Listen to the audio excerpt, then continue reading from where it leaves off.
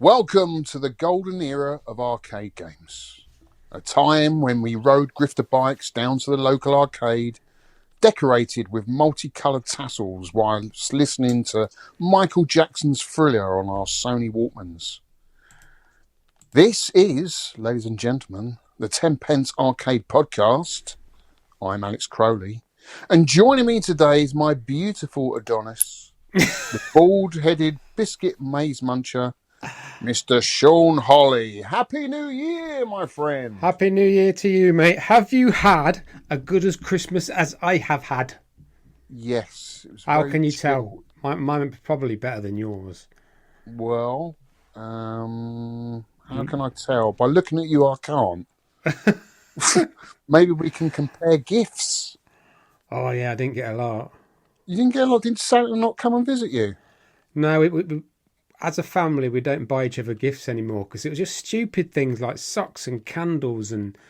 You always need socks, Shaun. You Actually, always need a pair of socks. I did get some I got some Pac-Man. It was a set. It was a Pac-Man, Tetris, Mario, and some other famous guy socks. So Yes. I can wear them. But yeah, you got to have socks. But yeah, we don't tend to buy each other a lot now, or the family, because we just we get together, we have a meal together, which we have done over Christmas. There was 3 family meals. Yeah. Our house is in Blackburn, which Our house in the middle of the street. Our house. yeah, so the way we used to live. Yeah, because we're in Blackburn. Yeah. One brother-in-law is in Darlington. Mm-hmm. My father-in-law's down in Stoke. So they all congregate in the middle, which is Blackburn, really. So we have three sort of family days. We have Jan's dad and family, Jan's mum and family, because Jan's dad and Jan's mum, it's a long story, but they haven't spoken for a long time. So we leave them. We have 2 separate meals, really, and then we have an extra one with Jan's mum just on her own because she's... They're quite a big extended family then, and I guess once you start buying one part of the family, you got to buy the rest, and then it just gets really expensive, doesn't it? Christmas. Yeah. So we don't bother with that, but it's cool because we all get together and have a good laugh and party games. Some really good party games we played, and What did you play? Call of Duty. we played this. We did this. We did this true and Twister, naked Twister. Oh, that'd be good, wouldn't it? No, like a true and false game, card game thing, and then I think sure my brother-in-law, he got this big long hockey table out, which was like a plastic thing, and his little pocky hooks, and we thought we'll have a little go of that, and you had to throw it down the whatever, what's a pocky hook track called, a sheet of Got no idea. a sheet of white. We had to throw it down a playing field. Yeah. We had to throw it down that. I thought, well, we're just playing that for hours. It was great. Even my son got into That's that what one. Christmas is about, isn't it? Just playing games, eating loads of food, watching the top of the pops, and tuning into the Queen. Oh, it's not the Queen, the King's speech. Is that what you do? Christmas? Do you watch the King? I didn't watch. They're not really interested, but I was interested to see what he said, or even hear what he said. So I'll listen to it. I watched it about a day later. Yeah. I watched a few early episodes of Ain't Our Hot Mum. Remember that? Ain't Our Hot Mum? Yeah. And what was the other thing I watched? Wizard of Oz. Oh, the original. Over Christmas. Yeah, it's always original. But yeah, Ain't Our Hot Mum. You can't beat that on Christmas Day. Yeah, I suppose so. Slight delay there in your laughter there, Shaun. You don't get my dry humour sometimes, do you? I'm just thinking. I didn't really. I didn't watch any TV over Christmas. Did you not? No. We didn't. Well, I'll really. tell you what we have been doing. We have been watching Stranger Things from season 1. Oh yeah. With the kids. but we didn't. They wanted to watch it, so we thought, we'll start it all again, and it's been great actually, just going back and rewatching it from the beginning. And we're only just got up to date this week with season 5, so that's been a great watch over Christmas. Binge watching all of that. But yeah, what else did you get up to then, mate? Oh, lots on here. Yeah. We had a house reorganised. We took 2 tip loads of rubbish out of the shed and under the stairs. And I tell you what, I got rid of my rusty old bike. I used to cycle to work when I worked in Blackburn, and it was like a 2-mile round trip. I must have been 4 miles. I must have been pretty fit then. And I sort of went downhill, but I'm back to fitness now. So I did that. Well, what else did we do? Yeah, sorted the man cave, rusty old bike. Oh, I've been playing some MAME shooters from my favourite list. I thought, because I've got an opinion on this game, on our featured game. So Yeah. instead, I was playing Vulgus, Viper Phase 1, Mushi Himasama, Doggy Yoon. I've gone back to that. I like that game. Really? You like that? Yeah, I really like it. Tough game. I like these. There's no smart bomb, but there's a speeder where you can speed under the bullets, and I like that. And I've been playing R-Type Leo and Darius Guy Den because we'll speak about that later. Okay. And one more. But what are you playing that on? Just your main PC? Because Darius Gaiden, is that the early one? Is that the twin screened game? No, it's like a the later one, isn't it? Guy Den. I think it's Japanese for side story. So it's a single screen thing, but it's beautiful. Yeah. It's so well played, and if you play it properly, you've got to keep your firepower down low when you get to the baddies, because if you have your firepower on full, then the bosses just spam you with bullets. So you've got to play it tactically. You keep your firepower down low, and the bosses are easier to kill. Yeah. That's good. Well, I've got the Darius collection on the Switch, and they look amazing on my big OLED screen, especially Burst, Darius Burst DX, or EX, one of the two. And is it Sagaya? Darius Sagaya? That's a good one, because I think that was a twin or free-screened Darius game. That looks fabulous on the telly. If you've got a big OLED TV, they look amazing. Yeah, because you don't get the borders around the sort of vertical sides. It's just, how it would have been in the arcade, just one big screen. So cool. Cool games, mate. Cool games. And, what else I did? I found, this is a bit nerdy, when I was a lad, on my bedroom door, I had 5 hooks, right? And on these 5 hooks was my favourite game at the time, all Commodore 64. So I made these little cards and put them on the 5 hooks. Yeah. Like this week, my favourite is Paradroid. This week, my favourite is Archon. And I found them all, like 50, 60 of these little cards. What, this is something you did back in the day? Yeah, when I was like 15, 16, when I had a Commodore 64. So I found some of these cards, all of them, and I thought, wow. So I've been looking at the games on YouTube, because I'd forgotten about them. Like, I'll just go through a few, because I put loads here. Archon, River Raid, Thrust, Falcon Patrol. Got a soft spot for that. And Dino Eggs. Used to go around my mate's house playing that. Bruce Lee was one of the first games I ever completed, and I was just so chuffed that I'd done that. on the Spectrum, of course, but great game.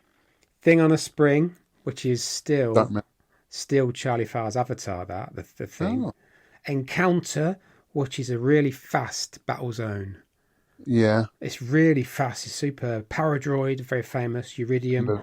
Hero. I know that's famous on the Atari, but a Commodore 64 one's better.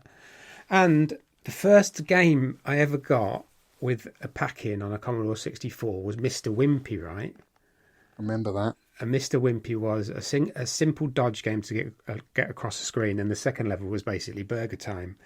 But it reminded me of... I don't know if you've mentioned this, the Wimpy Walkaway that we used to do in Wellingborough. The restaurant chain, Wimpy. Yeah, so how did they get the license for that? I mean, it's a weird game to get a license from a burger chain. And It, Wimpy's are still going today, aren't they? yeah, it was massive back then though. But Yeah. but the one in Wellingborough where I grew up near Northamptonshire, it was on a mezzanine floor. So you'd go up to the mezzanine floor, you'd have your Wimpy, and then you'd put it down and you just run down the mezzanine floor and not pay. And we called it the Wimpy Walkaway. Oh my God, you're bad boys. You're I, bad boys. You never I play. I only did it about once or twice because I felt so bad because I'm so honest. So I only did it, but yeah, called it the Wimpy Walkaway. It was famous. It's famous. It was. They were quite nice restaurants, though. They were a lot more chilled and more of a relaxed environment than McDonald's because everyone just goes to McDonald's, eats their food, and gets out. Whereas Wimpy, I found that people would spend more time in there reading the paper, having a coffee. You know, it was a bit more of a restaurant than a fast food joint. Have you got And some down there? Did you say then? there was one in Twickenham. I've got none round here. I don't know. I don't think the one in Twickenham's still there. I don't know. I'll have to check. But yeah, let us know, guys, listeners. Do you know if there's any Wimpies still around? I'd be interested to know because I think it's still they are an going. old UK establishment, aren't they? And the last one is I've been learning AI prompting. I've got kind Right, of what's that about? it's giving the AI instructions and getting it to follow them correctly. So what I wanted it to do, I said, you've got to give it a persona. So you say, AI, you are a top expert in the retro gaming field. Your particular field is Shinobi. I just had Shinobi on. Right. So right, this I want all the Shinobis. I want to know when they were released, on what platforms, and you could go on Wikipedia and research it, but it'd take blinking ages. Yeah. So So this is a more direct route for the question that you're asking, really. yeah, you've got to get it right. You know, like give me like I uploaded the example. This is what I want. This was off of Wikipedia. Check that and see if it's correct, and then double check it. Double check your work. And eventually, I got it. So I said, right, you need to add a developer column to that. Right, you need to add a year of release for that. And it did. It added. So I've got this chart now, this prompt that I can run. And I got kind of obsessed with it. So I thought, right, you give me it called it itself the ecosystem games chart. Well, I said, do me an ecosystem game chart of Technosoft, the company, and it did. Wow. Said, yeah, and it's so good. So I've got obsessed with how. So is this an app you download then? Is it, or how do you get this AI? No, this is just in Grok. I've used Grok. Oh, right. And you start a chat with it, and then you carry on the chat. And I go, how about adding a developer? How about adding a year of release? And it'll just do it itself. It'll add another column. Wow. It's so clever. And then So basically, it's just saving you a lot of time than researching yourself. it is, yeah. And it finds things that you don't find. Oh, do you know this was released on the X68000? I didn't know that, but now I do. And that kind of thing. Yeah. Yeah. Well, I've gone back to listening to They Create Worlds this week. Oh, brilliant. Right from the beginning. Yeah, so I've just listened to the history of Sega, which is quite interesting. How they started out as a distributor, because they changed the laws in America where they couldn't sell certain stuff, so they had to sell or export to, Japan or military bases where they could use them there and stuff like that. And that's how it all kind of started. Very interesting. They're great podcasts to listen to. If you haven't, you've listened to them, haven't you? Loads, yeah. Yeah, really good. But you forget because the guy is just a hive of information, isn't he? I don't know how he stores all that in his head for so long. So yeah, occasionally I go back and listen to them. And I listened to the Atari one today. That was really good. Fascinating, really. Yeah, incredible podcast to listen to. Yeah, they create words. We put a link in the show notes. Yeah, I've picked through the arcade ones, but I sometimes go through if there's something like something will come up like Diablo. I thought, right, yeah, I'm vaguely aware of the game, but I want to, and you learn so much about it yeah, and stuff like yeah. that, don't you? It's great. I wish I'd just do a bit more British stuff because they could do Electrocoin. There's so many big players in the UK that they haven't touched on yet. I just wish they'd do more of that. It is much more of a sort of US emphasis, isn't it, on a lot of those companies? And I know they were like at that time, the early primordial time of when, you know, the microchip revolution was coming to the forefront, and they were there at the beginning. But towards sort of late 70s, early 80s, Electrocoin were huge players in getting a lot of the Jammer games over to the UK, and he used to travel, John, didn't he, over to Japan and talk to all the big players and try to get some sort of universal adapter going so it could sort of eradicate a lot of bootlegs and stuff. He was a huge part, but they haven't touched on that at all yet. Hopefully he will. But yeah, great podcast, great podcast. So cool. Go on. Is that it, mate? It is. I've been busy really, and also obviously a lot of house cleanup, a lot of Yeah. sorting out the man cave, getting rid of all the stuff out of there, under the stairs to the tip. Oh yes, I feel cleansed. I feel No. I feel cleansed. All that rubbish chucked out, Mm-hmm. and make way for new rubbish. That's it. Bye, bye, bye. Right, sorry, I've been waffling for too long. Go on. All right, mate. Well, I've had a crappy week or so because the weather has been so bad. Oh, it's just tiring trying to do my job in this weather. It's either too cold or too wet. So today I actually felt like I'd gone back to primordial times when we were nothing but boneless and amphibians. I felt like a bulbous-eyed mud skipper from 5 million years ago because I've just been wet all day long. My skin's, when you've been in the bath too long, your skin starts to shrivel up. Yeah. I've just been in and out of the rain all day. It's just got to me today, absolutely soaking wet. So I'm a bit tired, but we're going to get through this podcast. We've got a lot to talk about. Yeah, I had a great Christmas, mate. I had saw my family. Got to spend some time with my son. We made a video from a YouTube channel. That was really good fun. We played a lot of fighting games. So we started off with Street Fighter. That was quite a close match, actually. And then we played Samurai Showdown on the Switch. That was really good fun. That's a great game on the Switch, the new version. Really good game. It's a much more tactical game than Street Fighter. You've really got to hold back. There's a lot more blocking in Samurai Showdown.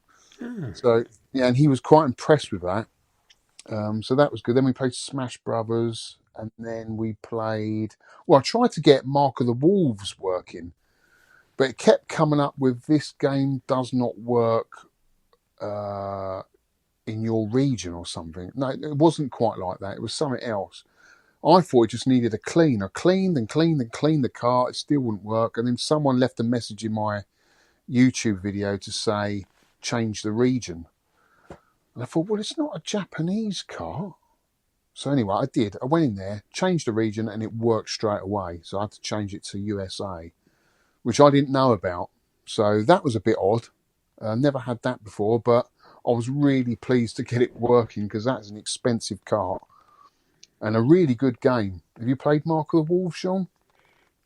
I play it very rarely. I think I said before when I got MAME, because it was very well emulated on early versions of MAME. Yeah. And they got the Mega Drives out, and they got the Amigas and the SNESes, and they said this is what you're missing. And it's such a fluidly animated, perfect looking game, I think, for the time. This was like late 90s, I think. I think it was one of the first systems that was really well emulated on MAME. Yeah. The backdrops look so cool. It's just a gorgeous looking game, very fluid. But when we did the video, we couldn't get it working. So I chose Fatal Fury, the first one. Now, that is a slow game, a really slow game. The actual game finishes really quickly, but the animations are slow, and there's only like 3 characters to pick from. That's the first Fatal Fury. I mean, it's okay, but I can imagine, the later games are a big improvement. Well, Mark of the Wolves is a huge improvement on that. It's a fantastic game. So yeah, we had a great time playing loads of fighters. I really got into my fighters, which I haven't done for a long time. That's what's great about owning the Lord's Vale. You can get into all these great fighters that were released onto the Neo Geo. Also went to see my friend Tony Riccardi.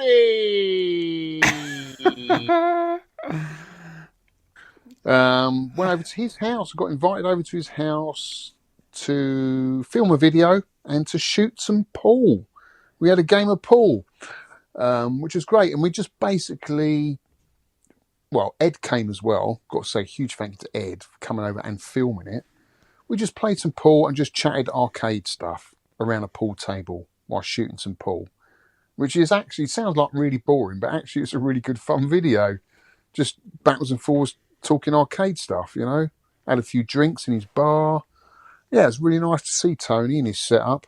Really nice guy. Would have been better if you were actually in a pool, like a swimming, like a pool in his back garden. Did have a jacuzzi, but I didn't want to say anything. Yeah. So I've done that. So that was good fun. I've been really getting back into my YouTube and actually everything really, social media. So I've set up a new Facebook page, guys, if you want to check out what I'm up to, what I've been up to, because I've got a bit of a history when it comes to being in this hobby. I mean, it goes back 17 years now since I've really been into it, seriously collecting. I mean, I've always been a collector. I've always collected games all my life, but seriously doing YouTube and collecting arcade games, 17 years now. And there's loads of old photographs of cabs I've picked up, raids I've been on, events I've been to. I'm putting all my photographs on my new Facebook page with links to videos that I've done in the past as well. So people can go back there, delve into my history, and just catch up. And it's been great because the response I've had has been amazing. People remembering stuff and pictures that they've never seen before. I've been posting stuff that some people have never seen, so that's cool. And really getting back into YouTube. I've got some good plans for this year. I've actually got about 8 game room tours lined up for this year. Have you? Yeah, which is great. I just don't know where to start with them all. I just want to get January out of the way because January is such a bad month for everybody and the weather's so poor. Get that sorted and then I'll start filming some game room tours. And yeah, got some great plans for the channel going forward and for the podcast this year. I really enjoyed doing the podcast. It was great having Vic back on for an episode. Maybe he can come back, for a special every now and again. And yeah, it's just great doing it with you, Shaun. I really enjoy it. More than ever, I've kind of, I don't know, as the year went on last year, I've enjoyed it more and more. I've got more and more back into it. And at the moment, I can say I'm really loving it. Yeah, me too. Yeah. Enjoying it, It's just great fun. And I've got a few other mates I've been playing some games with and doing some high score challenges with. Some other YouTubers. We've been playing Rambo 3 on the Mega Drive. So we pick a game. Each one of us picks a game. We play it for a week and have a lot of high score competition just for a week. It's not public. It's just in a WhatsApp group with other YouTubers. So we played Rambo 3 on the Mega Drive, which I've got a lot of nostalgia for, but having played it for the high score competition, it's crap. It's a crap game. It's totally broken. It's a broken game. I was really disappointed with it because there's bits in it where there's glitches in it where you get stuck. It's just an awful, awful game to play now. So yeah, that wasn't much fun. Batlantis, return to that. That was my pick. You've done this for the podcast, haven't you? Yeah, like a Scramble clone thing, kind of. No, Batlantis. No, you're thinking of Mariner. Yeah. Oh, yeah. Batlantis is like a Space Invaders game, but you're in a castle top, and you're shooting orcs and ogres that are coming up towards you, and they try and get over the castle walls to get you. And there's like an level. You have played it, because I checked the podcast list. It's a tough game. It's a frustrating game. It's like there's a lot down to luck, I think, in the game sometimes. It's just, and the hit detection on is just terrible. You've got a big, hit box, which makes it really difficult. But the guys had never played it before. They really enjoyed it. We're playing Commando this week, which has been really hard to go back to. My God, is that a tough game? God. What, the arcade version? Yeah. God, it's hard, isn't it? And I actually went back and listened to your and Vic's episode of that. Vic hated it, didn't he? I listened to it yesterday. He absolutely hated it, didn't he? And I can see why. Because you can get stuck behind trees and walls and stuff. It's not the most fluid of shooters, is it? No, I think Charlie Farr said it right when he said you've got to keep moving forward. Just keep moving forward. The second you stop, you get overwhelmed by bullets. Yeah. And do that little waggle turnaround, he said in the podcast. Yeah. There's someone behind you. You've got to quickly 360 on the joystick, then carry on up. But that's easy said than done. It is a tiring game, and it don't give you arcade hand, that game. Bloody tough one. I've also been playing Resident Evil Village on the PS5. I really enjoyed the beginning of it, but I'm starting to get a bit bogged down in it now. I haven't played it for a week. Street Fighter 6 on the PS5.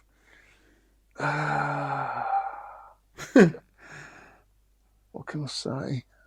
You get about 6 characters and the rest you've got to pay for. It's like, no, I'm not doing it. You should be able to unlock the other characters with your skill, not have to pay for them. Really bugged me. And the tutorial was way too long, way outstayed its welcome. Because Josh was sitting there watching me. You could see I was getting frustrated with it. He said, Dad, why are you getting frustrated? It's like, Josh, I know how to play Street Fighter. I don't need a tutorial. I know what the button moves are. They haven't changed for 30 years. And he could see as soon as we got into the game how good I was at it. I don't need a tutorial, but I guess the game doesn't know that. But yeah, it was all right. I mean, it looks great, but it's not as good as the older ones. Yeah, and that's about it, mate. That's what I've been up to. I've been playing loads and loads of games and just had a great Christmas holiday. It's great start to the new year, except for the weather. And it's good to be back doing the podcast, dude. It is, yeah. I've been playing a lot. Like I said, I went back to my favourites. Did I mention my favourites, didn't I? Yeah. I've just gone when I sort of like I'm gamed out, I just put them on. Like, and if I've got a 4-way stick in, I go on like Sun and Horizon, but I haven't got a 4-way stick in me arcade stick F500 Elite. Mayflash is a company. So that it's proper Sanwa, proper leaf buttons. So it's not leaf buttons, proper arcade buttons. So if you're playing a 4-way game, you have to open it up, do you? Yeah, change the gate. Yeah, you have to change the gate. Yeah. Yeah, bit of a faff, but it's not too bad, is it? No, it's only like 6 screws in like 2 minutes, then you just flip it over. Yeah.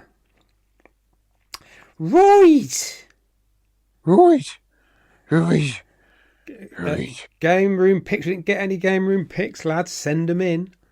Send your game room picks. Got podcast picks. Podcast pickups. Loads of podcast pickups. Podcast pickups. One Punch Rob. He's got a 8-bit do arcade stick.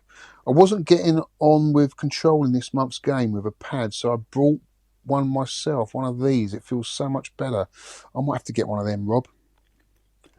I've actually been looking at them because I've got a huge Street Fighter arcade stick for the Switch. It's too big though. I want something a bit smaller. Something like that would do me.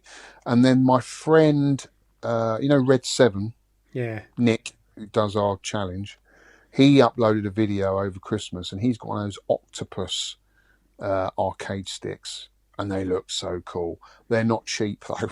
They are not cheap, but they're multi-purpose. They work on pretty much every console, everything. That's what I really want. I hate having loads of arcade sticks for every different console. If I can just have one universal and keep to that, I'll be happy.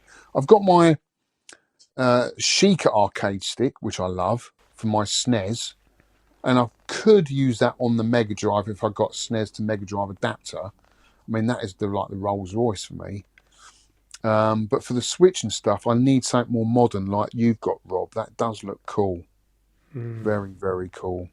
See, I've got that stick, like Yeah. arcade quality. I just use it for arcade games, but you can put all emulators on it, and it does work with Switch. It works with Okay. the little buttons that toggle at the top. So yeah, I'll just put it on arcade. And then the console stuff, I always play with a pad, like a it's an Xbox One controller. Yeah. I always try and play console stuff with that because it's a change and I want to get used to thumbsticks again, but I struggle with them. To be honest with you, I don't mind using pads really. For the NES, I always use a pad. I wouldn't have an NES arcade stick. It just doesn't feel right. I think I'd rather use the D-pad on the NES. And the SNES as well, I'll use the controller. I mean, especially for Street Fighter, it's great. That controller is just perfect.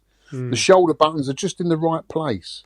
Fits in your hand perfectly. It's just a great controller. It is my favourite controller, the SNES pad. I love it. And it's quite good at horizontal shooters, especially like when playing Axlay with the SNES pad. You can just do those tiny little movements of the ship. Just tapping on that D-pad, it's perfect. Really, really cool. I've got some pickups, Shaun. I've got one more there. I've got Konami Shooters Hardcore Gaming 101 book. Oh yes, it's just a PDF. I've got the two other shooters, and I thought, why is there no gradius and stuff in it? And because why don't you get the book? The book's cool. It's that £20, isn't it? I just thought I'd get the PDF. Because it's like £6. So that's decent. So that had a load of Salamander stuff in, which I could use for the description of the game. Because I thought, looking at these other two hardcore gaming books, I thought there's no gradius in it. That is weird, but it's all saved for this book. Konami Shooters. Konami Shooters, yeah. There's a few different shooter books from Hardcore 101. I'll have to get them out and show you. They're nice because they're not too big. Not like these big coffee table books which take up so much space. They're small enough and they've got enough detail and enough information about the games. Whereas a lot of these other books are just pictures, aren't they? A lot of the time. Yeah, I've got the hardcore gaming shooting books 1 and 2 paperback, so that they're really good. Yeah, there's really good descriptions on stuff, and it's really well written. Yeah, so I'll read them. Well, I got some lovely pickups just before Christmas. I got Pocky and Rocky, aka Kiki Kai Kai, for the Super Nintendo. I love that game. I've loved this game for so many years now. Have you played it? No, you've mentioned it, haven't you? Yeah, it's like where it changes from sort of horizontal to vertical. It's an 8-way shooter, but it's cutesy feudal Japan. Is the best I can describe it, really. With loads of really cutesy little bosses going on. It's a great little game. Really good game. 1 and 2 are on the Super Nintendo. They didn't get released onto the Mega Drive. But the original Kiki Kai Kai came out in the arcades. Have you done that for the podcast? I don't believe you have you? No. Future game, maybe. Yeah. Good little game. Smash TV, I got for Super Nintendo. That's a great port on the Super Nintendo. It is, yeah. I had on the SNES. I got one of them joysticks. Instead of the controller, it was quite small. It's all right, and you could on Smash TV you could use the D-pad as like the other Yes, the gun. joystick. It says twin sticks. It's a twin stick game, isn't it? But playing it on the SNES, you've got the buttons layout and the D-pad is just sort of twin sticks, really, and it works really well. It works really well. It's really intuitive, I think. Yeah. So yeah, got those. I got a food fight operator's manual from my good friend Ollie, aka Alpha One. Thanks for that, mate. That will come in handy because I do plan to change the joystick out. It's got a very unique joystick food fight. I think they call it a hall stick. And it looks quite complicated when you open the control panel up. I thought, oh my God, I've got to take this apart. Because I've got a NOS one in a bag. Because the one I've got on there is a bit floppy, a bit loosey-goosey. So I want to change that out. So having this operator's manual is a godsend because it literally shows you how the joystick's put together. Look at that operator's manual. So cool. And I got, for Christmas, this was a lovely gift from my partner Nush. She brought me an Atari decanter set. Shaun, look at that. That does look cool. Isn't it cool? I know it's not made by Atari, but it's got the Atari logo on it. And the actual whiskey decanter is in the shape of a joystick. The C40, is it the C40? C40? Yeah. So it's quite difficult to put the whiskey in it because you need a funnel. It just goes everywhere. But once it's in there, it's great. It's really cool. Lovely gift that was for Christmas. Oh, that's nice. And I also picked up, that arrived yesterday actually, my Metal Slug Tactics. Now, I do like a tactic game. I'm a huge fan of Julian Gollop, who I managed to meet, I think it was at Revival 2017, 18, somewhere around there. He created some of the first turn-based tactical games on the Sinclair Spectrum. Chaos, Rebel Star, what was the other one he did? UFO, Enemy Unknown. So he was like the godfather of those games. Not that this game's got anything to do with him, but it's in that kind of genre. It's that kind of games. But it's got a Metal Slug theme to it, which I thought, being a Neo Geo fan, would be great. So I don't know what it's like yet, but look at the cover. Box art's really cool. It is That's good. Metal Slug Tactics on the Nintendo Switch. So I should be looking forward to getting into that. Have you got a Switch 2 yet? No, I'm not interested, Shaun. You know. No, I was listening to Retro Asylum. Was it today or yesterday? Big shout out to the Retro Asylum guys. Love those guys. I think it was... Who is it? Rob? Not Rob. The Liverpudlian guy. Steve. Steve. How can I forget you, Steve? He works for Sony, doesn't he? He brought one, and it lasted a couple of weeks, and he took it back because a lot of the games were actually running slower on it. A lot of the retro games are running slower, which is ridiculous. You know, you're just better off playing it on the original Switch and on the Switch 2. And there's no real games on it like have come out for it yet that I'm really that bothered about. I'm a huge Metroid fan, but I only like the 2D Metroids. I'm not a fan of the 3D ones.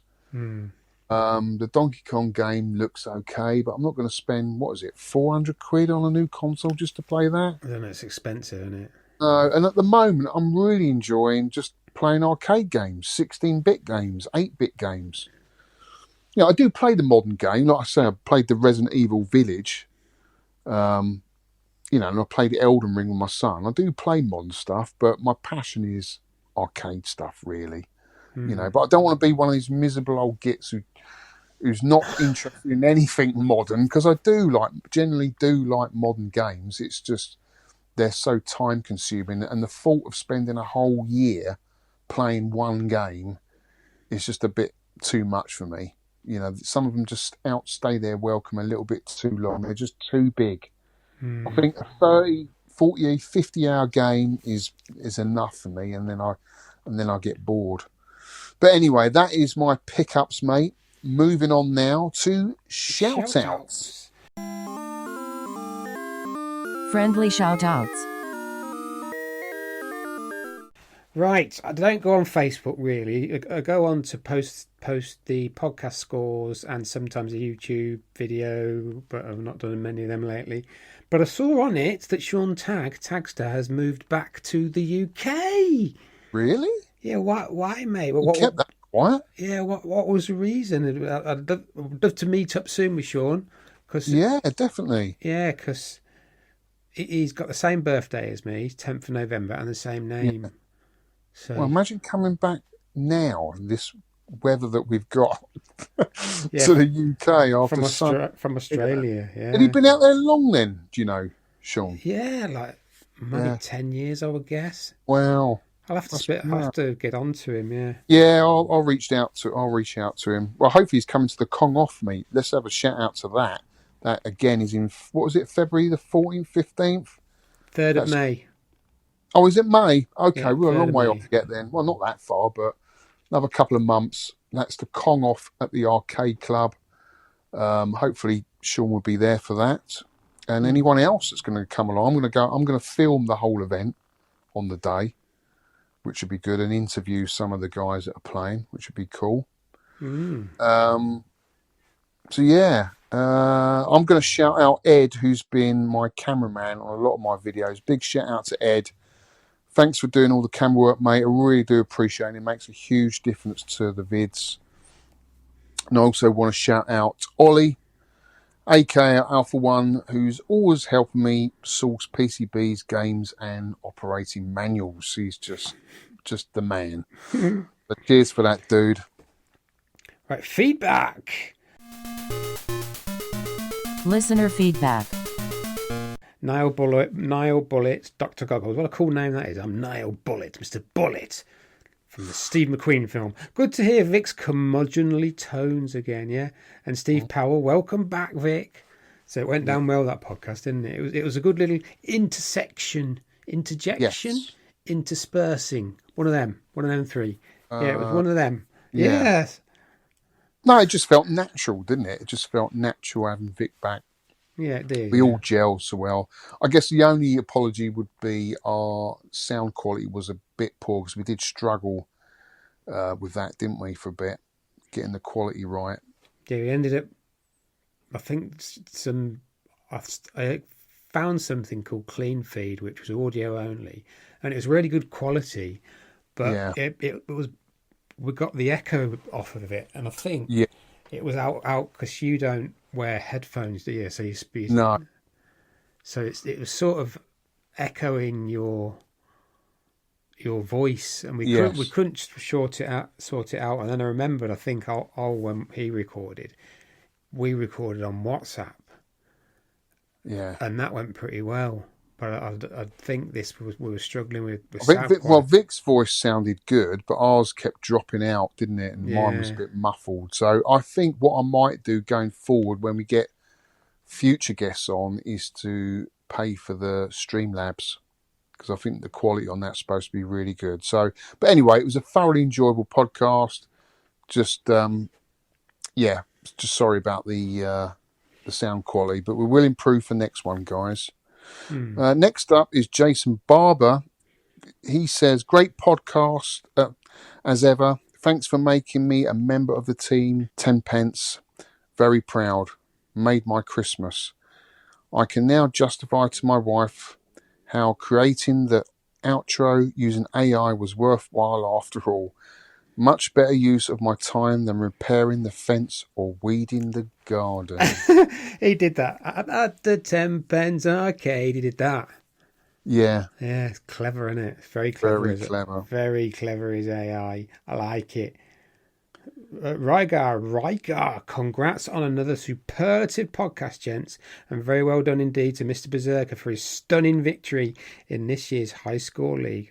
Awesome result, Mr. B. We're not worthy. Hope you and the listeners have a great Christmas and a happy Hogmanay, Scottish. All the best for 2026. Cool. Dave Doran. Happy New Year, guys. Love the podcast. Davey boy. Dominic Coddington. Thanks for the hard work and keeping the podcast going. John McLean says, Happy New Year. Happy New Year, dude. This is this stuff off of your YouTube channel, Yeah. isn't it? Oh, brilliant. David, retro games played badly. Not my usual rambling comments as I'm currently ironing. we all have our bit to do at Christmas. Look forward to seeing you, the Buggy Boy. Hope you have a great Christmas. What are you ironing, Dave? That's what I want to know. Do you iron your socks? Oh, yeah. Arcade, Cab and Bud. Thanks, lads. Enjoyed very much. Bobus, good chat, guys. I enjoyed taking part in my first ever 10p score thingy. I'd definitely have a bash at Salamander too. I'd done it. I think you did. Hope to see you all in the new year. Have a great Christmas. We got Retro Holsker. Love the show, guys. On the side of the arcade one-ups, you have to remember they are not aimed at you guys.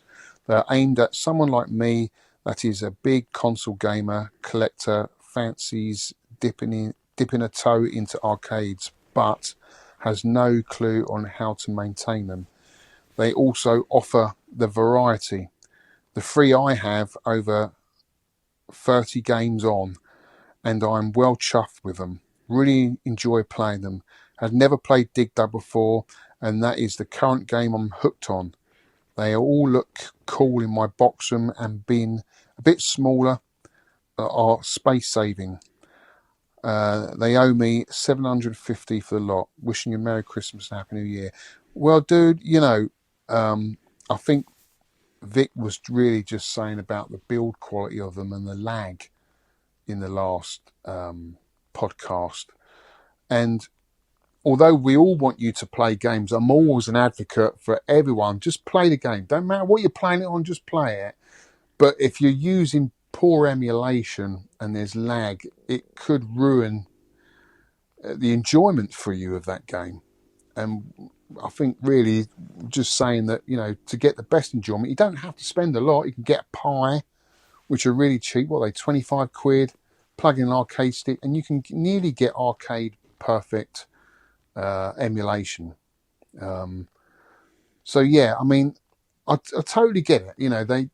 They're a cheap way to make the room look cool, but there are better ways to play the game if you want better emulation. But saying that, games like the Star Wars with the yoke, I totally get it. And Golden Tee with the trackball, even the Centipede with the trackball.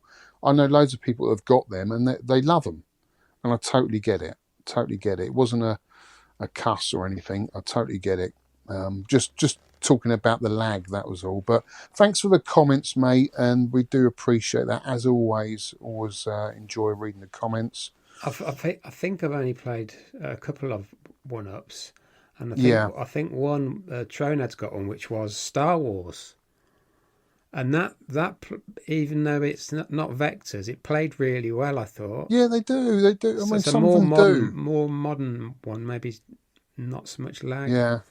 And obviously he can hack it, so he's got other games that use a yoke, like Return of the Jedi and all that kind of stuff. Yeah, but you say they're going bust now. They've been brought out, so some think their business model's not right.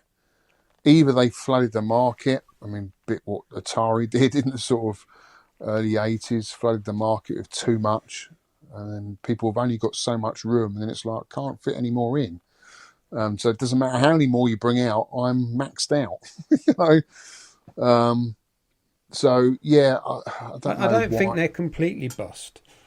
They haven't. No, I think something's happened. I'll read up on it. Yeah, I think they're going into administration. Someone's bought them, or something's happened, so they're not completely dead. Yeah.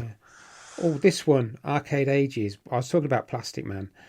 I saw Plastic Man in the 90s as a teenager. His music label, Plus 8 Records, is from London, Canada, where I grew up. Parties hosted by Area 51 in reference to both the secret military base and London's 519 telephone area code. Ooh, yeah, like I saw him in 2018, I think. And we were going on about just a flashy, a guy behind a laptop with a flashy screen behind him. That's mad, isn't it? Yeah. But it was a good atmosphere when I went. Well, that's cool. You've shared that memory with someone and they remembered it. That's really cool. That's what it's all about. Carl Moore.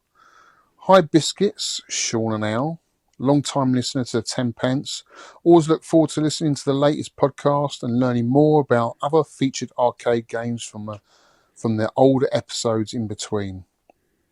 Finally got round to submitting a score this month for the Konami classic Salamander.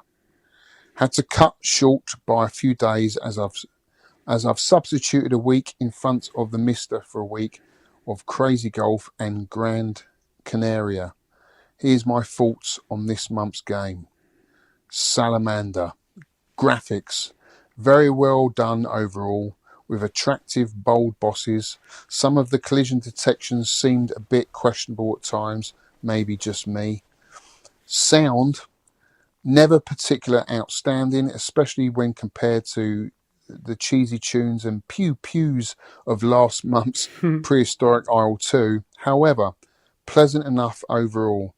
Did anyone else confuse the speech when approaching the bosses with Freddy Krueger's is penetrating our force field? What? I didn't know. I didn't get the connection. Gameplay. He says, credit to Konami for giving us a blend of horizontal and vertical levels. I would agree. Was that one of the first games to do that? I'm not sure. Did Sidearms do it? No, you did Sidearms Did do it? Section Z did it. That's it. That's the one where you went up. Yeah. Section Is that Z, earlier, though? I don't know. Yeah, definitely. The bosses themselves are quite easy, I thought. Yes, they were, once you knew where to be. But the skill and memory required to complete each level was just about right for a low-level gamer such as myself. He gives it an overall score out of 8 to 10 Ps out of 10. Wow. And there's your score. Bloody hell. Is that 545,000? Yeah, it's a great score, isn't it? So, wow. Well, yeah, we're getting to that later on. He's got a Mister set up there as well. Look, Shaun. He's got the proper setup. Yeah, he's got the Mister. It looks like a PC case. It's obviously got a Mister in it. Mm. Yeah, it's very, very well done, that. So I don't know what's in the case. Maybe a cooler or some other gubbins. Yeah. And then an arcade stick. And then he's just showing you the Mister screen to prove the difficulty level. Thanks again. Keep it up, Carlito. Yeah, great. Ian Cullen. I made a New Year's resolution to play every 10p game this year. Sadly, it's not going well. And he's from Yorkshire. And I've only had time for a few credits on Salamander today. I keep losing a life and all my weapons before the end of the first stage, and I always had to fight the boss with just a pea-shirt. That's what happened to me. Yeah. That's how I got frustrated with it. After that, power-ups seemed scarce on the second level, unlike the first where it throws all the power-ups at you. Things that annoyed me. Number 1, power-ups sitting so close to the edge of the scenery. Yeah, the amount of times I tried to get a speed up and got killed. Lots of lives trying to pick those. Lots of lives. The speed-ups best avoided if you ask me. I picked up 1 speed up and I thought it was enough. 3, the slowdown. Anyway, keep up the good work on the podcast. Thanks, guys, and all the best for the coming year, Ian. Thanks, Ian. Thanks, Ian. Peter Rhodes. Hi, both. Been listening to your nonsense for a good number of years now. It is utter nonsense. But it made it my New Year's resolution to finally get off the bench and send in a score to your good selves. Bags of nostalgia for Salamander. I remember playing it with my mate in the arcade behind the East Croydon station back in the day. So I put my underwhelming score down to the fact I was always used to playing with a wingman. Okay, so he played 2-player with it.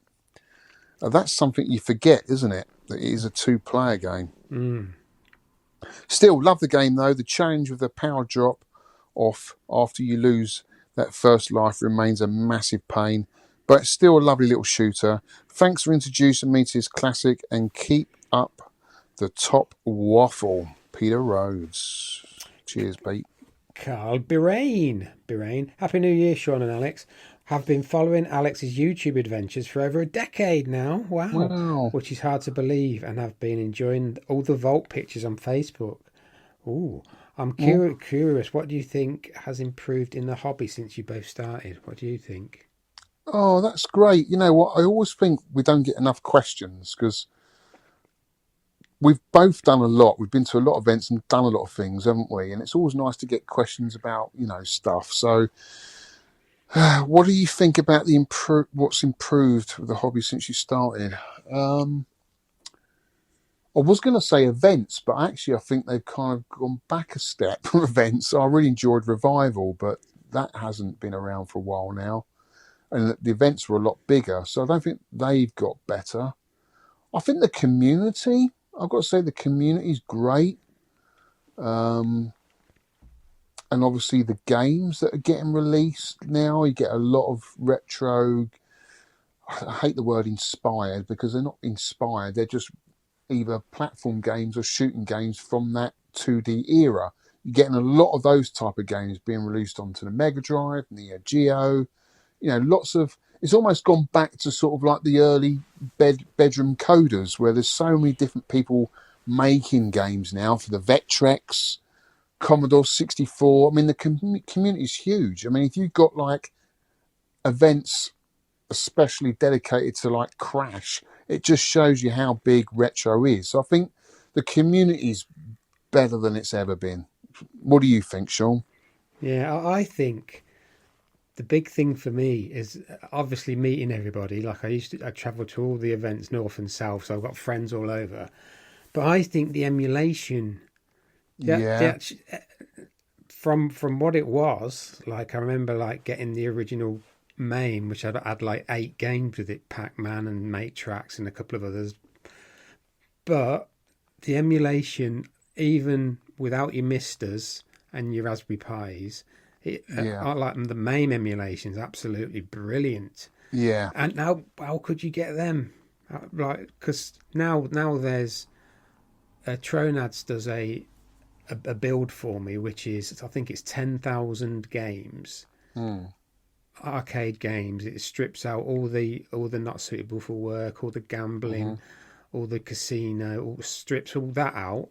Wow, that's a job in itself. Yeah, and you couldn't do that before, and Yeah, you can have like a front end. I yeah, just use the MAME's own front end. I always have because it's just yeah, dead easy to use, and you've got save states. You've got like everything about emulation has improved. Like yeah. even this And Mister. consoles, yeah, with consoles, computers. Like 10 years ago, you couldn't get it. You couldn't. There was No, that it was that it was a faff, wasn't it, to do 10 years yeah, ago? there was a System 22. There's one called Rain. There was different Yeah, emulators you have to put on for different things. yeah, But yeah. yeah, yeah, definitely the emulation. Especially when the hardware's getting so old and temperamental now. I mean, I had a Final Fight and a RoboCop that I picked up from I can't remember where now. It was a raid somewhere, and they were working. They stopped working this year. I gave them to Mark to repair, and he said both of them, the custom chips have gone in them.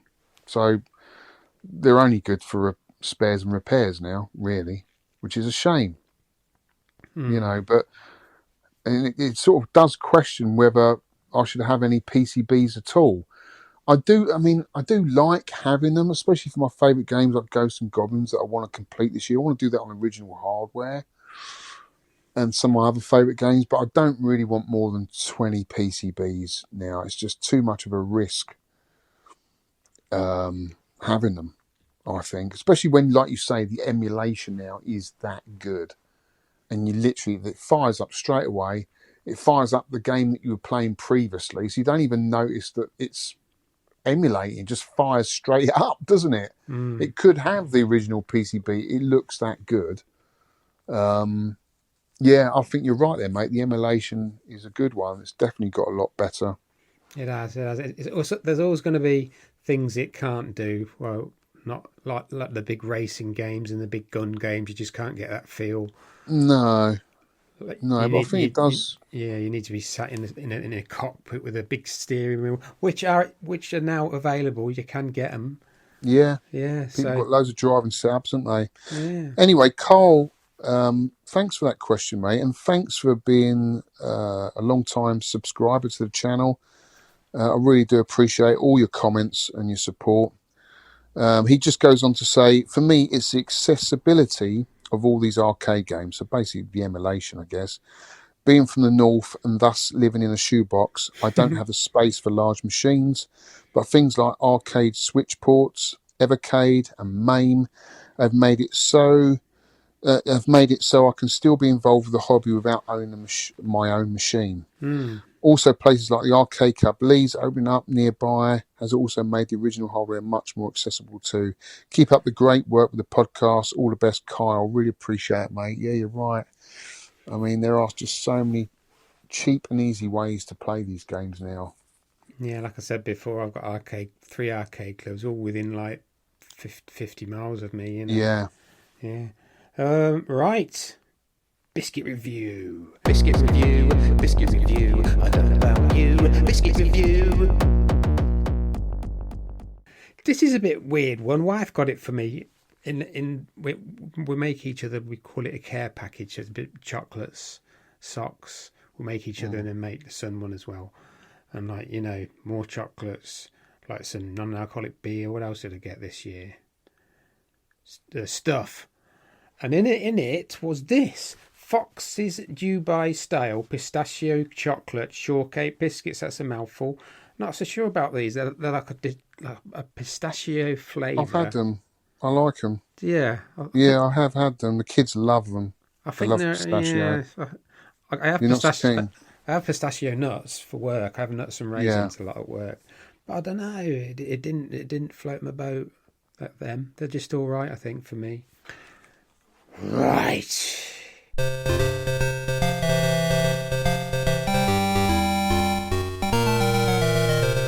Musical memories. This has been brilliant, this, for me. Yes. For Musical me. memories. It's a Yeah. musical journey. It's a musical journey. That's what I love about this podcast, because I wouldn't have gone back to these. Right. This is a great year, by the way. 1986. Oh, my God. I mean, there's so much music of this year that I was listening to. I just couldn't list it all. There's just so much. This is July 1986. Go for it, Shaun. What was you listening to? Right, I don't know if it was July, but it's 1986. Africa Bambaataa and the Soul Sonic. Yep, I love that. Planet Rock. That was on Electro. Yeah, Was it 7 or 8, something like that? I was going to ask you if you were breakdancing to that. I was trying to. I was breakdancing, mate. Yeah, I used to do loads of breakdancing. And looking for the perfect beat. That I've just listened to these as well. Africa Bambaataa and Soul Sonic Force. Looking for the perfect beat. This is before I discovered. Right, about a couple of years later, when I got getting into craft work, I thought, I recognise that beat. I recognise that tune. Yes. So they've copied Africa Bambaataa, but it's the other way around. They copied Kraftwerk with. Do you remember the video for that with the broomstick? Yes. It was out of breakdance. Was it breakdancing Boogaloo? Yeah, it was that Sure it Tour was. de France. Was it Tour de France? The start to it. It was in the film Breakdance Electric Boogaloo. That was the film. Great movie. I mean, wow. I must have watched that a million times back in the day. I loved that movie. So that was before I discovered they were copying Kraftwerk. I think they got into a bit of trouble and they had to remake the beat again on their own hardware. And one other, which I've listened to again today, this knocked my socks off, this album. I absolutely love it. And I played it in the car today and it still holds up. This is when Depeche Mode were going a bit dark. Depeche Mode, Black Celebration. Brilliant, mate. They're one of my favourite bands. I was listening to them today, mate. Awesome. Well, yeah, I was as well. Oh, yeah, I listened to them today. Because I was so tired today. I worked till about I worked till 2:30. I worked till 4:30, but there's a point where I have to start cleaning up the job. And because I lay the bricks and labour for myself, I've got to do all the cleaning. So I've got to clean the path. I've got to take down the marquee. I've got to get all the rubbish in. And there's that point in the day at about 2:30, I just come over with this wave of tiredness. So I go in. I've got a little kettle in the van. I've got my little stove. I make myself a little coffee, really strong coffee. And then I go, right, get into gear. How do we get into gear? Because I was listening to podcasts all day as I was building the wall, listening to the 10 Pence and They Create Worlds. And I thought, I need some music. So I pumped up some Depeche Mode, drunk coffee, 2 sugars, and I was like, right, now I can do this. Because it was raining as well. I knew I was going to get soaking wet. I had to clean the path, everything all on my own. And I just thought, this is the only way to do it. You have to just get pumped up. And Depeche Mode is the perfect music for that. So yeah, great choices there, mate. I remember all of them. Really, really good. Black Celebration stripped, and Yeah. It Doesn't Matter too. And Well, do you want to know the charts? I've got the chart top 10 now. I haven't done this for a while. It's because we've done later eras, later games. And to be honest with you, the charts from sort of late 90s are unrecognisable for me. I don't know anyone in it. For me, the charts were all about in the 80s. 70s, 80s, and you could argue even earlier than that. But for us, our era, it's the 80s. So I'm going to do the top 10 countdown of July 1986. You'll recognise a lot here. So going down at number 10, we've got the House Martins with Happy Hour. oh yeah. Do you remember that? Yeah. That got to number 3 in the charts. Down at number 9 is Bananarama with Venus. Wasn't a fan of those, I have to admit. Going up at number 8 is Hollywood and Beyond. What's the Colour of Money? I remember Don't that. know that. Yeah. Do you remember that one? Yeah. What's the colour of money? Some people think it's green. I think it's red. Something like There that. you go. Tone deaf. Yeah. Yeah. I'm not the best singer, as you could tell. Going up at number 7, Stan Ridgway, Camouflage. Oh yeah. You remember that? Oh, camouflage. Things not never quite the way they seem.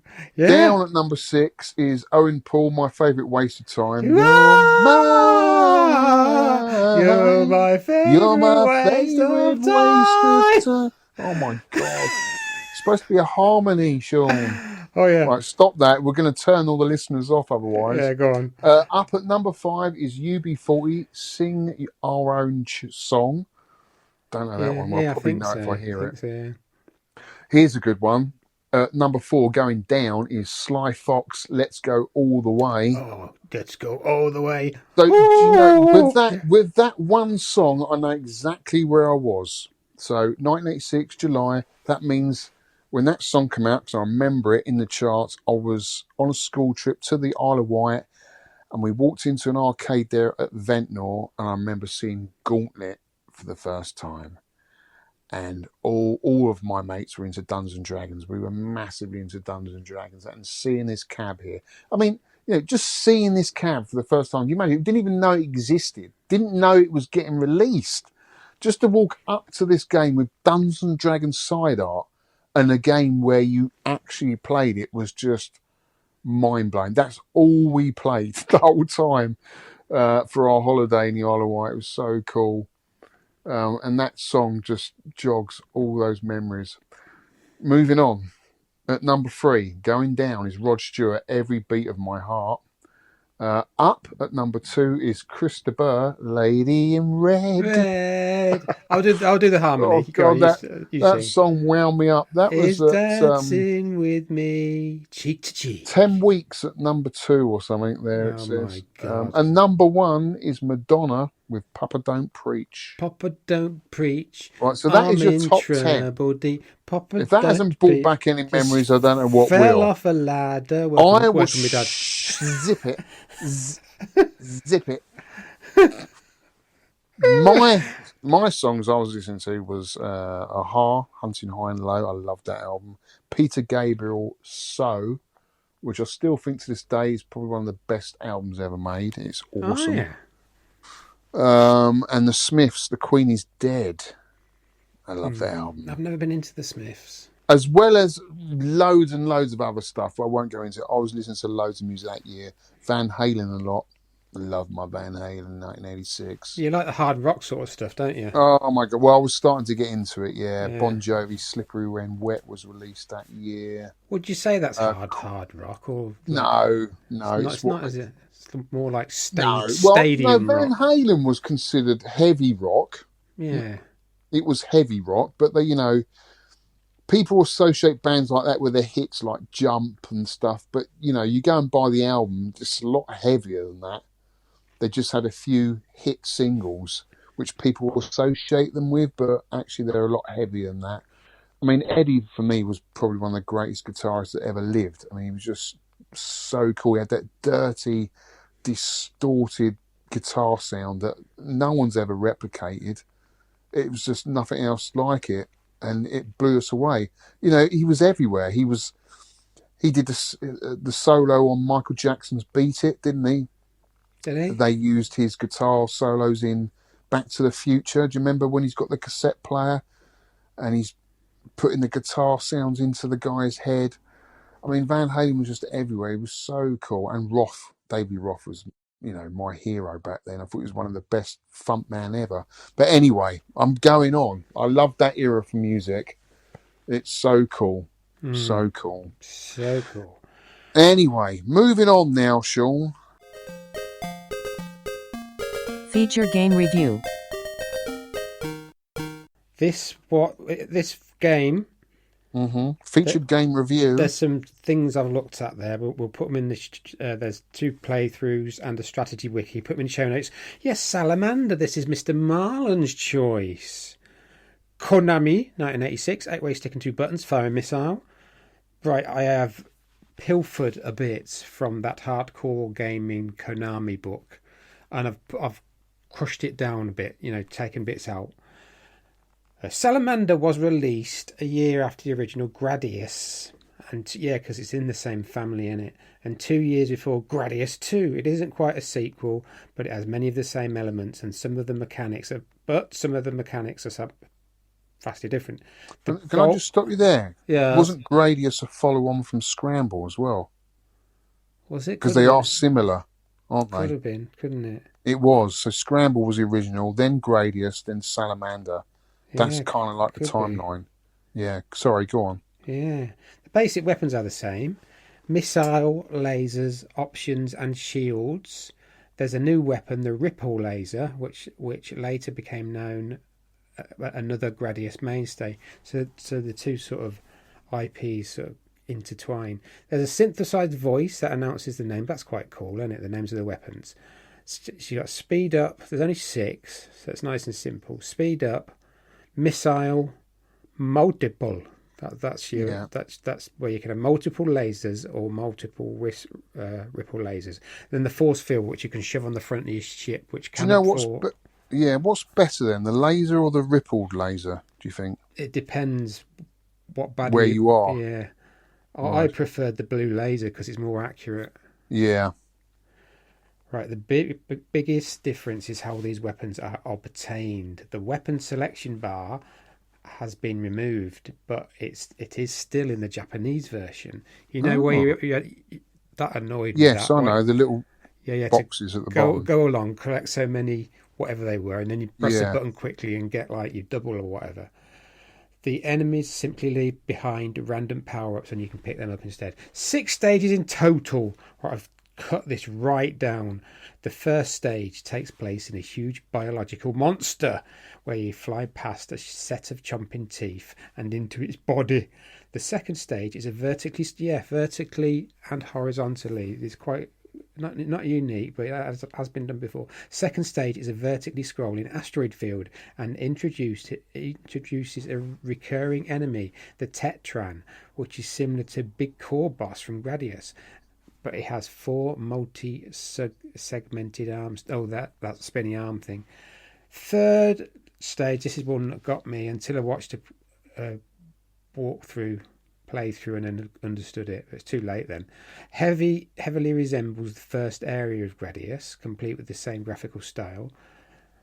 5th stage is another vertically scrolling asteroid field. 6th stage is the enemy base. We have to fight a whole wave of Gradius ship bosses. Got nowhere near that before facing off against some leaping Moe heads. That's the Easter Island heads. Like in all the main Gradius games, the boss, a big red orb called the Zelos Force, is defenseless, but the screen continues to scroll forward when you reach it. Don't kill it before it scrolls off the screen. If you don't kill it, you have to do this whole stage again. After killing it, the scrolling speeds up, and you need to maneuver through a tight set of corridors before you can escape. This is what hardcore gaming thinks. The graphics are impressive, especially for 1986, and it's amazing to see the artistic advances within a single year. It is really. It's very good graphics, I think, but it sort of sacrifices the slowdown. The backgrounds are a lot more detailed. Music comes from an FN synthesizer. Soundtrack was composed by Miki Hagashino, who also composed Gradius. No continues available. I thought that was weird. No continues. And putting in an extra quarter will simply add lives. That reminded me of Space Harrier. That we just keep banging the button, you end up with 20 lives. Once you run out of lives completely in single player mode, you can't play anymore. However, if you have a second player, you can continue indefinitely until the last stage where everything is cut off. Gradius always gave you a chance to learn patterns, but Salamander has a tendency to completely flood the screen with projectiles. The screen scrolls pretty quickly, which also makes things more difficult. At least it's easier to regain your arsenal when you're killed, because you can grab some options left behind from your previous life, if they're not on top of other obstacles. Yeah, they put you can grab any options left behind, and I can get like 2 of them. Yeah. But I guess you've got a bit of invincibility for a little short while, haven't you? You can go and grab them, whether they're over something that you normally would kill you. But yeah, it's a mad scramble, isn't it? The story of Life Force. When Salamander was brought to America, Konami had a great idea. What if they took the first level of the game, the one where you fly into the mouth of the huge monster, and turned it into the concept of the entire game? Then they added a brief story screen, changed some of the graphics, and renamed it Life Force. It keeps the PAL system and most of the graphics from Salamander, except the outer space background is replaced with a webbed vein background, giving the impression that it's supposed to take place in the body of a giant creature. Apparently someone thought that this was so brilliant that they took the concept, applied it even more changes, and re-released it in Japan, also using the name Life Force. How confusing is that? Yeah, the name Salamander is actually a type of Japanese wordplay called adeshi. Ataji, yeah. The title logo in kanji spells out Salamander. Salamander, yeah. The Japanese pronunciation of the word salamander. The kanji used is a made-up compound that roughly means gorgeous silky sand snake. A similar type of wordplay used on the Japanese logo for Contra. Well, salamander is a lizard, isn't it? He's an actual lizard. Yes. Yeah. Oh, your graphics. You've put this is you, isn't it? Graphics. Yes, I remember. I'm going back to the time when I first saw it. I thought the graphics looked super cool, and the level bosses, especially the first one, which looks like a brain, doesn't it, with all the sort of arms coming out of it. But I remember getting panicked by it because I wasn't expecting it to just start following me around the screen. Normally, bosses stay kaput, don't they? And you've got to work yourself around it. But this thing comes after you, which I wasn't ready for. Thought that was really cool. And the flame effects, I think, look really good. Yeah. Yeah, I thought the graphics were really good. But it did have, I think it suffered putting all these like animations and stuff on the screen with slowdown, didn't it? Which is surprising for an arcade game. You don't expect slowdown with an arcade game, do you? But I suppose it was, quite a feat back then on that hardware. I don't know what hardware they use for this. Do you? What chips they use for this? No. Anyway, the sound, good use of synthesized speech, which I loved. And I think that actually sounds quite impressive compared to games like Gorf and Berserk. It actually almost sounds like a human voice, nearly, doesn't it? Multiple. Yeah. Multiple. Or you on a bad day. Speak up. Speed up. Music, cool music, nice melodies, keeps the gameplay interesting. Always like a few melodies. Yeah, it was cool. Cool. I liked a lot of it. Right, this is the ports and sequels. I must admit, I did ask AI for this. I could have done it with a spreadsheet, but this is a lot easier.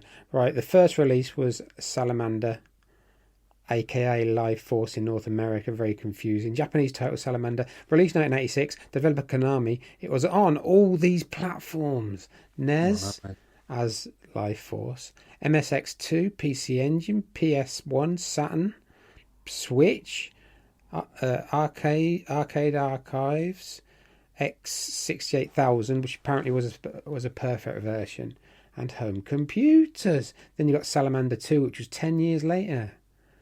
That is a good game. I think it's at Arcade Club Bury. It was in a candy. 1996, Konami Arcade, PS1, PS2. PS1 was pretty good for its time, weren't it? It's sort of overpowered almost. Saturn, PSP, and the Switch. Switch Origins pack. Have you got that? I haven't. I've been wanting to get it. But yeah, it's supposed to be another version of it on there as well, a newer version. Yeah. So yeah, I wouldn't mind getting that. And Salamander 3, which is this year, seems like they're doing them every 10 years. The developer for this is M2. So Yes, this is they make fantastic ports, M2. This is on PS5, Xbox Series X and S, the Switch, PC and Steam. In Gradius Origins, is that the one you've got? No, I haven't got it, but I know of it and I want to get it. It's on the hit list to get. So it's only three games mixed in with the Gradiuses. Right! Are we going to do some scores on the doors? High score countdown. The scores on the doors, Miss Ford. Do you remember Miss Ford? Yeah, we do. Yeah, talked about it. Yeah. Miss Ford. 30 at 32th is Brian Haribo. 2 points. He's played it twice and got 1 point on each. That sums it up, he said. He's not a fan. Not a fan of Haribo. He's a fan of Haribo's, but not of Salamander. Oh, 2 points. Jeez. Mark, What No Gravy, 1 point with 118,000. Basil the Sane, he's insane. Great classic shooter this, super hard. Everything you touch kills you. Didn't quite make it past the brain boss. We'll remember this one as they first played as a retiree. Oh, he's retired. Good to hear Vic. I think that's what it means. Good to hear Vic on the podcast. Great work, everybody. Happy New Year. Old Man Steve, 182,100. Stacey King, 201,600. I've only had a chance for 3 credits and scored that score. I had Christmas off, but was ill with a COVID cold/flu for 3 weeks and I'd lost interest in anything. Plus, my dad was taken for the turn for the worse. Oh, sorry to hear that. Yeah. He's been struggling for months, hasn't he? I really wanted to play this too. So he's had a couple of games, a decent score for that. I hope he gets better soon. Cellbug, 202,300. I'm sending this in earlier than usual as we leave for a trip to Thailand tomorrow. I wish I had more time to play this one because I really love it. I think it's the perfect blend of gameplay, graphics and sound. Ross, 209,100. Jeremy Riley, Zorro, 210,700. Jeremy Riley. It's good to have you back, mate. He hasn't played for quite a while, actually. And then PGIDZ, 211,000. One Punch Ron with 218,800. Groove Furnisher. We call him Groove Furnishings Limited, 220,100. Davy Boy, 222,400. Hope you both had a great Christmas and New Year. Salamander is a great old hardcore shmup. Unfortunately, I've never been any good at it. The wobbly pink stuff always gets to me, and once you lose the power-ups, you've lost it. I aim to start the year really badly, gradually improve, and finish this year Mediocrity. We've all got to dream after all. Finish the year in mediocrity. Ian Cullen, yeah, we read his comments out before, didn't we, in the comment section. Yeah. 223,700. Stuart from the Time Warp Arcade, 236,200. Mr. Messi, 239,500. And he has a good comment, but I've lost it. I haven't put it in there. Oh, no. He always has a good comment. Sorry about that, mate. You, Mr. Biscuit Maze Muncher, 251,800. Yeah, it's a one life game. And yeah. Did you play it much then, or not really? I played it quite a bit, and then I went on to R-Type Leo and Darius Gaiden. I wanted to play a horizontal shoot, and even Prehistoric Isle's really good, isn't it? Prehistoric Isle 2. Yeah, Zestora, 300,900. Peter Rhodes, 307,400. And we've read his comments out in the comment section. Craig Goodwin. Yep. From Goodwin's Place goes 314,000. Hi, both going to make an effort to play a lot more of this month's weekly challenge in 2026. Here's my effort. It's probably a pants score, but the game was fun. It's decent score, mate. Who doesn't love shooting hemorrhoids and penetrating defences? Yeah, cheers, good score there, mate. Good score. J. Ping Barber, 337,400. He's Jimmy. He did well last year. 356,900. I really wanted to get through the fire stage, but it's way too cold for my games room tonight. Love this game. Happy memories. Skiving school to play this game and the Goliath cab in Manchester. I can't remember the slowdown being this bad though in the main version. It's not. I was speaking to Aid Skyway, and it's not. We were discussing it. It's not the emulation. It's the actual hardware that's slowed down. Mark Happy Dude, 365,300. Paul McCaskey, 374,200. And me, 410,600. I was really pleased with that score. And do you know why? It's one of those games that it's always been there in the background. You know, I remember it back in the day. People go on about it. I think the PCB goes for crazy money. But I've never really sunk any time in it. It's one of those games I've always wanted to. So this was a great opportunity to do that. And I did enjoy it. But yeah, could see its flaws with the slowdown and stuff. But I'm really happy that I got that score and got as far as I did. Because I've never got that far in the game ever. So I'm chuffed with that score. Red 7. 458,200. Well done, mate. Yeah, well done, Nick. We got Bill Wellham, Stereo Deluxe, 470,600 with 4 points. Aid Skyway 73, 5 points. 476,900. Wasn't ready for the blue bouncy balls. Got past the fiery level. If you're powered up, you can just stay still for a lot of it. Oh, right. Still a lot of slowdown, which spoils the fun. Yeah. Rygar, 5th place, 6 points, 518,100. So close, yet so far. End of level 4 baddie. I know that's what done it for me. That level 4 baddie was just so hard. I did send him a T-shirt, a 10p T-shirt, because he's been the winner for four years straight. And I think I might have sent him a previous T-shirt. I don't know, but he's got a new one anyway. Matt Neo MK, 7 points with 539,800. Morning, Shaun. Is it morning? Probably be morning when I'm editing this, maybe.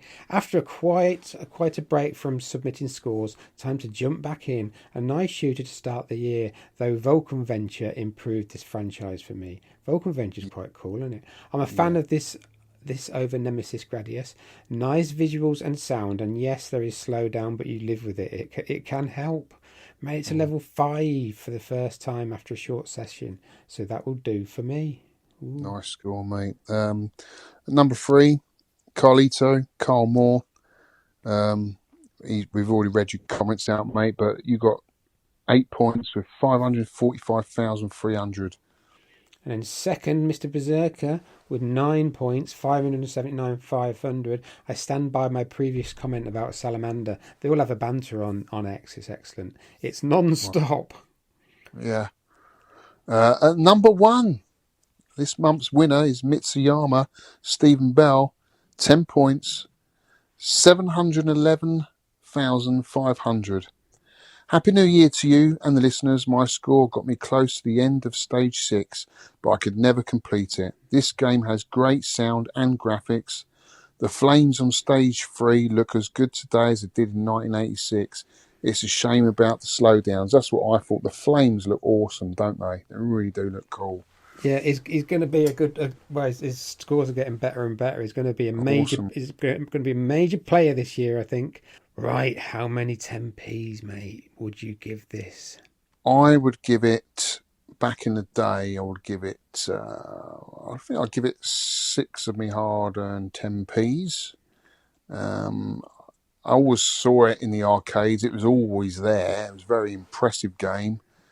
And it's great to revisit and get further in the game than I've ever got before. So, yeah, I did enjoy it. I would probably return to it. Not loads, but I will return to it every now and again. Now I know where to be, especially on the flame level, because that took me a while to work out. But then now I know where to be. That's a lot easier. So as long as you don't lose a life, you can get quite far into it. But as soon as that happens, it's almost like a game of one life, isn't it? Yeah. Really. But yeah, cool. 6 out for me out of 10. What about you, Shaun? Well, I started off really liking it. I would say 8 10p's, but going down to 1. Oh, God. When I realised this game becomes almost unplayable when you lose all your power-ups on dying, and it's very hard to get them back. If I'm playing horizontal shmups, I've said this, I'd rather be playing my 2 favourites, Darius Gaiden or R-Type Leo. R-Type Leo is a beautiful game with great music. It's so cool. I'd like to put more time into that. Yeah, and the power-ups are all useful and that. And Darius Gaiden, like I said, it's you've got to play tactically. You've got to get to the bosses with low power or it would destroy you. But can't do that.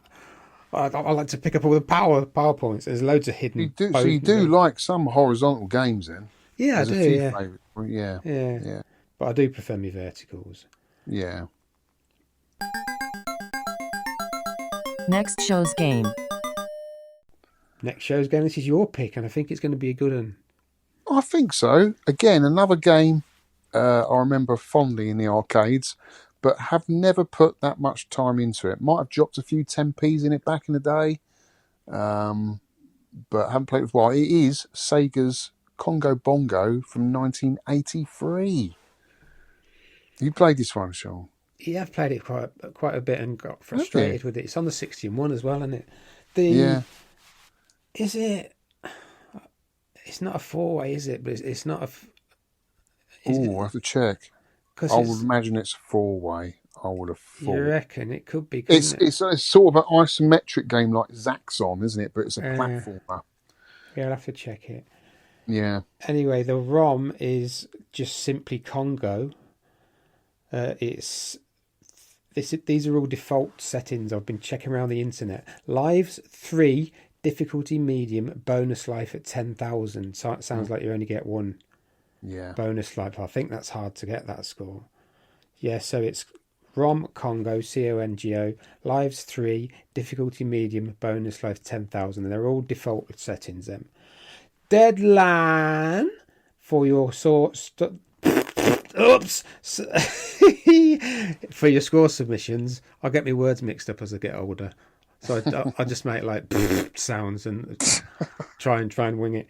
You do that in the chair, after you've eaten biscuits. I've lost my. Saturday the 7th of February. That's Saturday the 7th of February at 5 p.m. UK time. You can submit your score on Twitter /X at hashtag 10pscore in the Sidekick app. Remember to join the 10pence club section or I won't see it. Email biscuits at 10pencearcade.com. I get quite a few from there. And Get your ROMs from wherever you can find legitimate arcade ROMs, whether that be MAME, Switch, Evercade, Raspberry Pi, Antstream, I think, has legitimate ROMs, and obviously no continues allowed. Right, we've got all our personal links, which I'll put in the show notes. So, guys, yeah, it's been another great podcast, Shaun. It has. I've enjoyed it. A great one to kick off 2026. Looking forward to playing new games, old games that we haven't played much of in the past, and looking forward to reading all the comments as always. Love the comments. Keep the comments coming, guys. Keep the arcade room picks coming. Tell us all your stories about back in the day. And yeah, if you want to check out more of what I'm up to, you can check me out on the Facebook page, Owls Arcade, or my YouTube channel, Owls Arcade. Or Shaun, you're on X, aren't you? Yeah. I did join X fairly recently, and I thought, oh my God, what have I joined on here for? I never liked it in the beginning. I've joined back on again just to reconnect, because there's obviously a lot of people don't know that I've restarted a YouTube channel. So it's nice to see people finding me again after all these years and going, oh my God, didn't know you started another channel. So that's really nice. I'm just putting myself out there.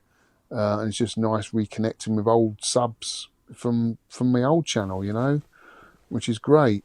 Whether I use X that much, I don't know, but Instagram definitely, and my Facebook I use. So check those out, guys. Shaun, always a pleasure doing the podcast with you, buddy. Yeah, it's been brilliant, mate. Yet again. Yeah, I do enjoy him. It's a good chat and a good laugh as well, isn't it? good catch up. Yeah, good catch up. Yeah, it is. Well, I hope you listeners enjoy it as much as we do. yeah. Sorry about the singing. I can put some. Don't let the singing put you off. I can put some sort of reverby echo on to Sound make like a it drowned cat. Yeah. I was never known for my singing. No, not ever. Anyway, have a good time, fellas, and we will catch you on the next one. Enjoy yourselves. Take care out there. It's tough on the streets, and you do what you have to do to get by. Cheers, guys. See you on the next one. Take care. Cheers, guys. Bye-bye. Thank you. Bye-bye.